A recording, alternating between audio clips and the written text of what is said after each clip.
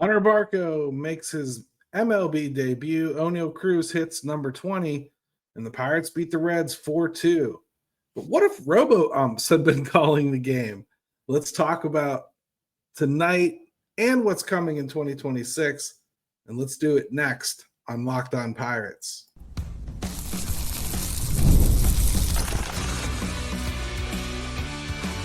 You are Locked On Pirates, your daily Pittsburgh Pirates podcast, part of the Locked On Podcast Network, your team every day. Welcome to Locked On Pirates, your daily podcast covering all things Pittsburgh Pirates. I'm your host, Gary Morgan.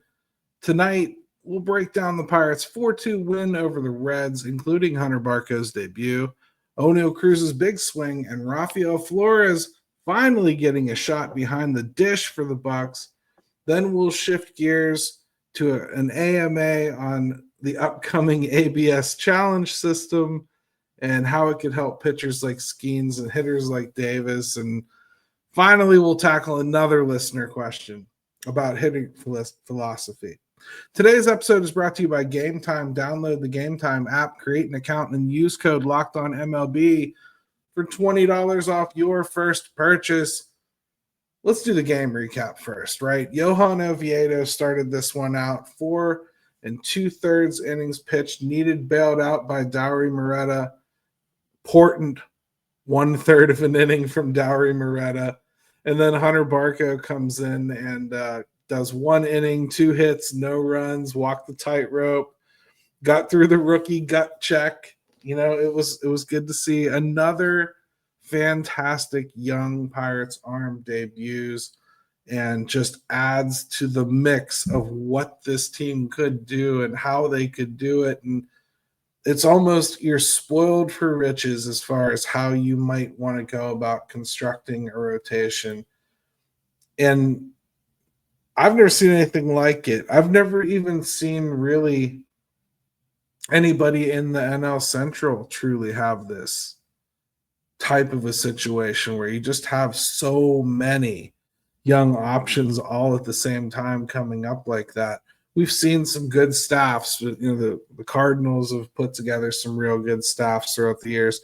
The Brewers have as well, and they've managed to hold on to a decent amount of them through the years. I guess you could say they probably did with Burns and Woodruff and Peralta kind of coming up around the same time there. So maybe the Brewers have had something comparable, but it's just exciting to think about the pitching staff. And it always comes back to, we'll go get some hitting and use some of that pitching to get it. I know it's just when I see something like a Hunter Barco debut, this is the type of guy that I'm thinking to myself, but I think most fans probably would have been okay if he was one of the ones traded to get a bat, at least we think. But I've heard a lot of you complaining an awful lot about Quinn Priester this year. So maybe the tide is turning a bit on how willing some of you are to give up that pitching. Maybe it really rightly should be pointed back more towards just spend some more money, Cowpoke. Anyways, I got derailed. Hunter Barco, not the greatest debut in the world, but exactly what you needed from him. A cup of coffee type situation. I would not be shocked if that was the last inning he throws this entire season. I know he's in the bullpen. I just don't think it matters. I think that this is the plan for him. Maybe he gets in the last game for another inning. We'll see what they do. Oneil Cruz does get to that 20 home run mark, 2-run shot in the second inning, exit velocity over 104. Yay. I know you don't want to hear about it. 20 home runs and over 30 stolen bases. As bad as he's been, as much as we've complained about him, boy, it's really, really hard to deny that that's production. That is production. It's not as much production as he could provide. It's production. It's going to be so hard to figure out what to do with that kid. And I know he has to come back. Nick York, another good night for Nick York. He just continues to to show off the contact skills, zone awareness, takes a good at bat, and not in the cliche way that you hear other guys that end up eventually striking out after 7 or 8 pitches. He takes a good at bat. He has a good idea of what he wants the outcome to be. You know, when he looks outer third, he's looking to hit the ball outer third. He's not just looking for a ball on the outer third to do whatever he originally intended to do to it. He's looking for a ball he can drive that way. If he wants to pull the ball, he's looking for a ball that he can pull. I mean, he's very, very detail-oriented in the way that his at-bats go.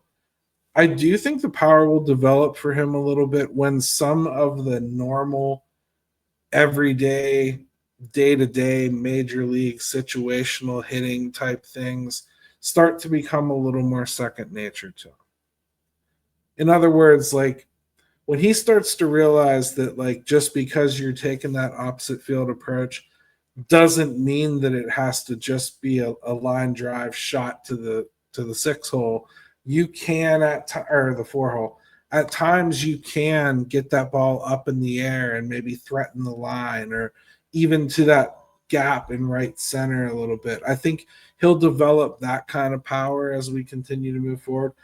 The Pirates have a very real situation developing here with second base. They've got a lot of players that rightly deserve playing time. Nick York and Nick Gonzalez, Jared Triolo. Truly, no matter what you think or whatever went into this thinking, those 3 players have all earned playing time. They really have. Or at least the consideration that more playing time should be warranted. The other really important thing I think we saw tonight that kind of gets glazed over and lost in the shuffle with all the Hunter Barco stuff, Rafael Flores, they finally let us see him behind the dish. I got to be real. He looked okay to me. I told you I kind of didn't trust the intel that I was getting on him because I had not actually gotten to see him catch, and he hadn't done it in the system. Not really. So any of the intel that I had on that was guessing about things really that happened in the Yankees system. And I thought he looked good. The arm was better than reported. I mean, that was a heck of a throw. Now, I could argue that he probably shouldn't have allowed the ball to get to that point. It was kind of an awkward block that led to the opportunity for that throw, but it was a bean. I mean, he threw it right where he needed to. I thought he called a pretty good game. The pitchers didn't seem to have any issues hitting their spots. He looked like a way better framer than we've seen with Joey Bart. Also, I should mention why he got into this game last minute, too. Joey Bart came up with wrist soreness. That's something that I've heard has been kind of bugging him on and off as the season's gone on. I don't know if that's responsible for the power numbers dipping as badly as they have, but again, his defense has kind of made it hard to swallow that would be a thing anyway. I think we're staring down the barrel at least heading into the season feeling like Rafael Flores and Henry Davis are probably your 1-2 catchers. I would think Flores probably gets more at-bats at DH and first base to augment that time. Henry probably gets the slight advantage on the number of games that he actually catches. And then I would hope that his bat would rebound too. That could be a pretty good 1-2 punch, even though they're both right-handed. And I think there'd be times when if Henry's going and Flores is going where you would have plenty of opportunity to want to have both of those bats in the lineup in some way, shape, or form. You'd find an opportunity for it. I'd like to see if they can just explore everything that they can do with Flores. If first base is it, I get it. But I would just like to see a little bit more. And I'd like to see more of the catching too. I really, again, thought he did pretty good. The Pirates, again, scored all 4 of their runs in one inning. They do that so often, man. They have one of those innings where they kind of explode and then everything falls apart. I don't understand it. It's a weird thing. a lot of this goes into, and I think when we really look at some of the things that happen to this team, they are a story of poor adjustment in game, right? It's almost like, when you're watching like the Steelers, if something starts going bad against the defense, you know that there's no hope they're going to do anything until halftime. And if they come out after halftime and the same thing happens, it's over because they're really bad at in-game adjustment on the fly. And, well, the Pirates have been too. When they have a bad game plan against a pitcher, it ain't going to change. When they start out good and then the pitcher adjusts, they don't adjust back. They're really bad at that in-game adjustment thing, and I think it translates all throughout. It leads to these explosion innings and then valleys of nothing. When we come back, let's get to the first of a couple AMA questions that are going to lead us into some pretty cool conversations. Guys, you've probably heard of Viagra or Cialis. Maybe you've even tried them. But if you're looking for something beyond the usual pill, it's time to meet Rugiet Go Long. That's exactly where Rugiet Go Long comes in. It isn't just another ED pill, it's a total game changer for confidence. The effects can last up to 36 hours. That's confidence all day, all night, and even into the next day. Ready to level up your confidence in the bedroom? Head to rugiet.com and use promo code LOCKEDONMLB for 15% off your first order. That's rugiet.com, Rugiet. Promo code LOCKEDONMLB. Make sure to use our code so they know we sent you.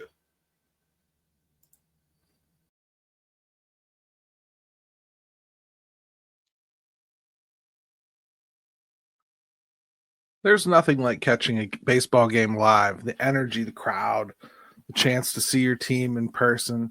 But actually getting tickets, that's the tough part. Queues, login screens, surprise fees. It takes all the fun out of it. That's why I use Gametime, the app that gives you the advantage back to fans. Gametime is fast, easy, and backed by a Gametime guarantee. You'll always get 100% authentic tickets delivered on time and at the best price. Plus, all fees are included.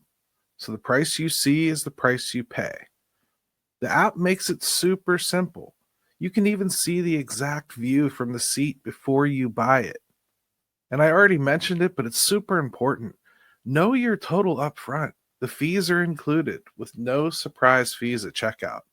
Download Gametime app, create an account, and use code LOCKEDONMLB for $20 off your first purchase. Terms apply. Again, that's promo code LOCKEDONMLB for $20 off. Swipe, tap, ticket, go. Download Gametime today.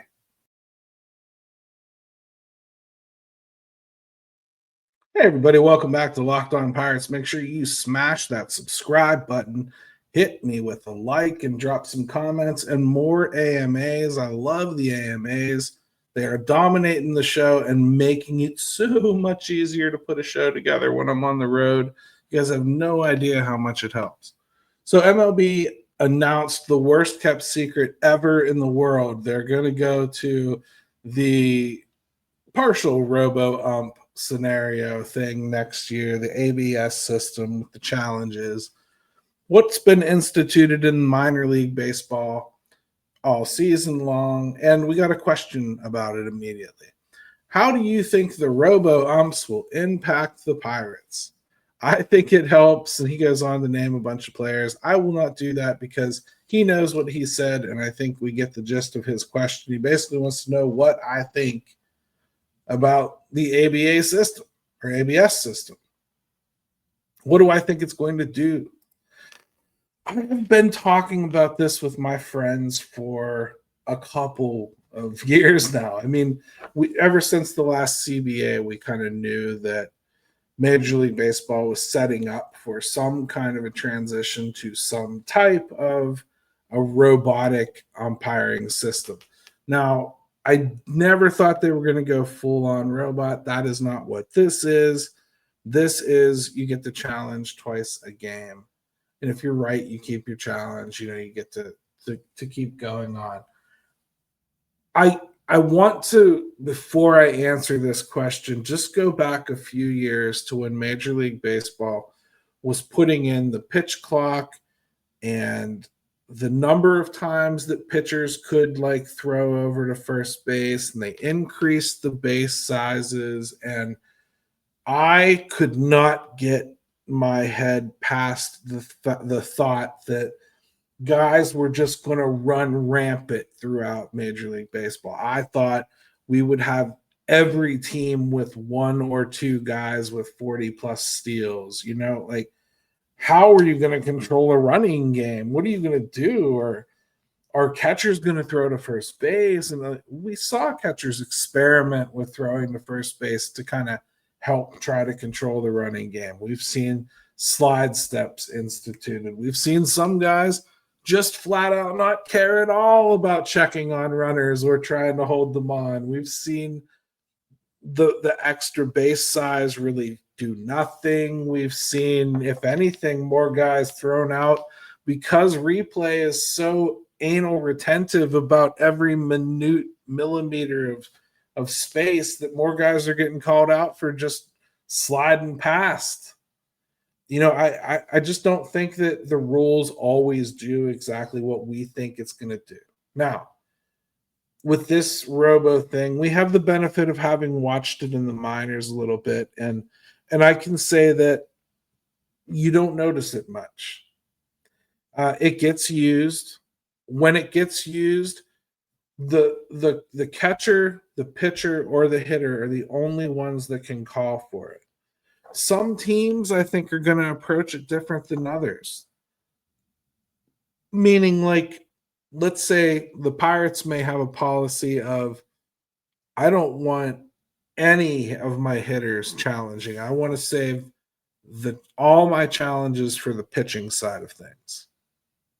So the only ones that are ever going to call a challenged pitch are a catcher or a pitcher. That's the Pirates' rules on it. You could see that. You could see some team decide, I only want my hitters to do it because my hitters know the zone, and those are impact situations. It may be like, hey, if there's 2 outs, don't you dare use that. Don't you dare use that challenge to get yourself on with 2 outs. There may be all kinds of scenarios that people try to outsmart themselves into not using their challenges, and then you'll see people just use them in garbage time. Like, it's the 9th. We didn't use our challenges yet. We might as well on everything borderline. It really kind of depends on how it gets treated. That is not what's happened in the minors. For the most part, it's a very respectful and quiet process. There's not much to it. There's very little fanfare to it. The evidence is put clearly up on the board. It's over in a heartbeat, and you're right back to playing the game. There's no drama. It doesn't really take time. I don't think it'll start that way in major leagues, and I think some older guys like Andrew McCutchen, for instance, has already said, I'm not going to use it. Now, it's funny because he used it in spring training. He used it in one of those games, but he has claimed he doesn't think he's going to use it. I think for Kutch, there's still so much of a baseball career is about the respectful repertoire that you develop with umpires over the years. And I think a guy like him is not wanting to ruin that. He is the beneficiary of a lot of calls, and now I would think like if he plays next year and he starts to see those calls go the other way, because they're getting challenged, like, and he's now that pitch that was on the block that he was getting let go, now that's a strike. Well, I think you'll start to see him maybe start to challenge that ball that the pitcher gets that's maybe 1.5 inches off the plate that he takes for a strike every once in a while. I think it's one thing to say you'll never use it, but you probably will. Now, will it change guys in particular? Skeens is a guy that I think it'll be really not a lot different than when he doesn't get calls now. I think sometimes those umpires get bored back there. They just start calling his borderline stuff balls because they're tired of not calling balls. Honestly, nobody can be that good, so they get tired of it. And I think that you start to see them almost fade on that. I think he would probably win more challenges than he would have go against him. I think he'll probably excel at that actually. Henry would probably do really well at it behind the plate. He knows the strike zone really, really well. I think there's a couple of ways that it could change things. A guy like Brian Reynolds is a guy that personally I think has a really good chance to do better with a system like this, if only because it'll either teach him very quickly that he's mostly wrong, which I'm surprised he wouldn't learn anyway, just from going back and looking at the iPad after his at-bats. You get the instant gratification as to whether that was in the zone or not. So as mad as he looks sometimes, I think most of the time he's kind of proven wrong quickly, and I would think that would change him over time. It hasn't. So there's that. Or it could, actually maybe his eye is a little bit better than we think, and maybe he does get the opportunity to not strike out on a borderline call here and there. With Brian Reynolds, I think it's a guy that it probably makes him feel almost like he's got an extra layer of I can take this pitch if I want to, and I don't like that. Anything that might rob their aggressiveness is not something that I want, and I think there's a few players that are real susceptible to that, especially with this in this regard. Like Jack Sawinski, I think it would be a nightmare for. That said, he played under it in AAA, did not have a problem with it. You know what I mean? So conjecture. We'll just have to see how it plays out. I think you're gonna have I think at first you're gonna be annoyed by it, and I think by like June, for the most part, you won't notice it. It's designed to get rid of the egregious, but it's also designed to keep the imperfect in the game. So I don't think you should expect that it's going to turn any hitter into somebody that thinks they can expect perfection, because you won't get it. This system won't provide that. And I think vice versa with the pitchers. The gist of what you were trying to talk about was guys that like to live on the black would probably really like it, like Jones or Skeens. I get that. I just think they're kind of not going to change their DNA of who they are anyway. And it's probably only going to affect a pitch or two a game. And I'm not sure that swings anything.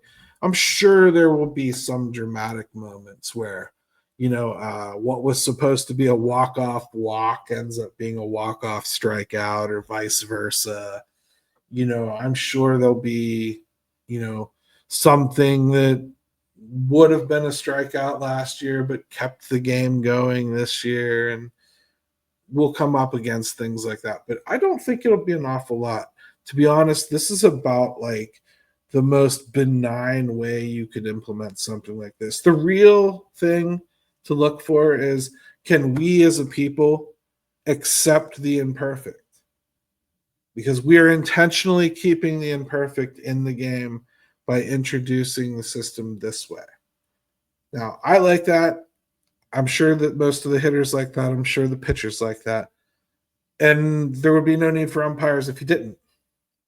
So we'll see. Replay got out of control in a whole lot of other areas. I could see it getting out of control like this too. Hope not. But that's what I'm braced for. Another really good AMA, and this one's a follow-up from our last show when we come back.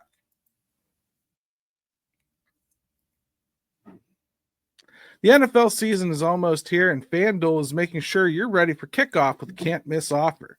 Right now, new customers can bet just $5, and if your bet wins, you'll get $300 in bonus bets to use across the app. Money, money, money, everybody. It makes every game more exciting, whether you're watching your team or just keeping an eye on your fantasy lineup. So are you ready to play? Download the FanDuel app now by visiting FanDuel.com to get started. That's FanDuel.com to place your first $5 bet.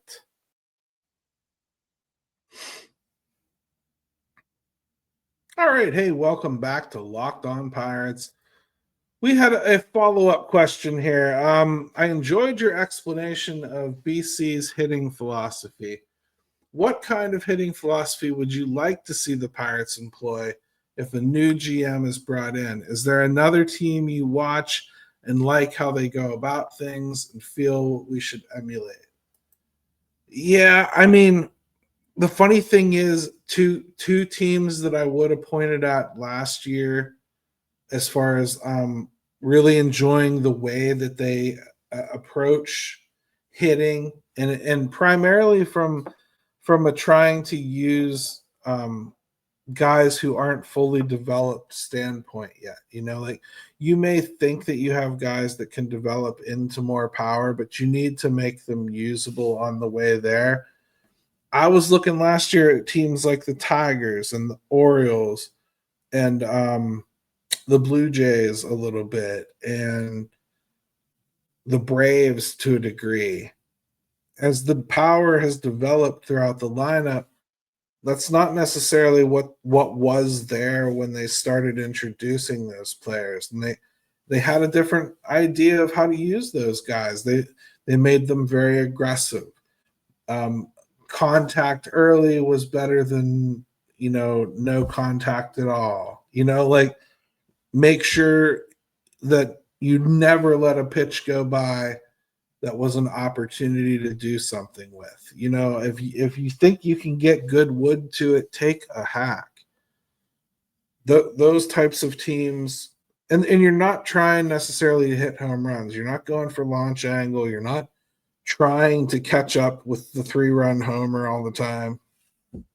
Those are the types of teams that I kind of thought the Pirates should be modeling, if only because I just don't see the power. There's some guys who should be trying for power, but they're not a lot. And there are guys who should develop into power. Like, I do believe Nick Gonzalez will develop more. I do believe Spencer Horwitz will hit more. I think Oneil Cruz will hit more when his head is screwed on straight. I think Brian Reynolds has hit more and will hit more. If anything, I think you'll see Reynolds develop into more of a power hitter and less of an everything else hitter over time. As he continues to slow down, I think you'll see him become less of a doubles hitter and more of a home run hitter. And that's just an evolution of a player like that maybe you're not thinking about. But that's what I would like, is like an intermediate approach to hitting that leaves the door open to developing power, but makes you a useful player on the way there. Something that the Pirates don't do well. They just don't. They either go up there with an approach to hit for power, or they go up there with an approach to try to walk and see if they can just pesk their way into runs. And when they get off on these innings, like even they did against the Reds here, where they just kind of, I don't know, everything goes right for 3, 4, 5 hitters in a row. That happens every so often to every baseball team. Or, you run into a pitcher that's just having an especially bad inning, like maybe happened even tonight. The Pirates take advantage of that. How often did they just fall off the edge? Well, that's approach. That speaks to two things. That speaks to a team that cannot adjust. They're not on the balls of their feet. They're on their heels all the time. They may come into a game with a great approach and they come out like a ball of fire in the first inning and score 2, 3 runs, right? And they take that lead. And then what happens very often to the Pirates? The runs they score for the game, right? Because they get adjusted to, oh, the Pirates are going to play that game today? Okay. Here's what we do then. And that's it for the Pirates. That worked in that first inning. So let's just stubbornly continue to try to do it again, even though we're being pitched to differently now. Sometimes you'll see them rebound against the relievers late in the game, and that's another attempt to adjust, but it's really just that guy falls back into line with what the team went into the game planning to do that day. It's like, it's so mind-numbing to watch and to listen to even the players who are smart about talking about baseball try to explain the hitting philosophy of this team. It's hard. It's hard to do. It'd be like, that my broadcast partner on my other show, Jim Stam, it would be like asking him to explain how he's coaching his kids to hit, because you can't explain what you're trying to teach a bunch of cats to do. You know what I mean? Like, you got all these kids that have all these different skill sets and you're trying to pull them all together. Major League Baseball, when you get there, you've got a skill set. There should be something you can work with, right? So the last thing you can afford to do is take any approach and throw it on top of that and just press it all down and try to make it uniform. You need to tailor things for different players. There's different guys that do different things well, right? That's why there should be no overriding, this is the way we want to do things. Individual-based training is exactly what we were sold when Ben Cherington got here, and they don't do it because they have had a very much so all-encompassing, overriding approach to hitting. Do I want to emulate other teams? Yes, I do. I just think like teams like the Brewers and the Tigers, and those are the types of teams I'd like to see. They're pesky when they need to be. They can put the ball over the wall on occasion. It can carry them even on for stretches. Or they can just walk and run you to death. You got to be able to beat teams in multiple different ways, and the Pirates need to be able to find a way to do more than one thing consistently. We got baby step stuff we got to talk about before we start getting into that. Overall hitting philosophy, though, I hope the next guy comes in and is much more just, let's see what you do, and then let's build on it. That, to me, is the best way to go about it. I hope that's the approach that they take. And I don't mean at the Matt Haig level. I just mean I want a general manager to come in here and just have no opinions about offense, except for skill sets he identified, chose, signed, retained, got somehow. Have your opinions about the skill sets you've brought in. Don't have your opinions about how they're coached or how they go about getting those skill sets to translate to production. That's the next thing I need to see from the general manager. Even if it's this one just backing off, which I think he has to a degree already. But I digress. Last night's win, man, it showed flashes of the Pirates' future. Barco's poise. Cruz back to the power stroke. York is consistent. Flores looking solid even behind the plate. And Robo Umps are coming in 2026. So the game's about to change, right? The Pirates are so good at adapting, I'm sure they'll adapt well to that. Come on now. They're always ahead of the curve. You know it. Stick with me for another new episode tomorrow of Locked On Pirates. Let's go, Bucks.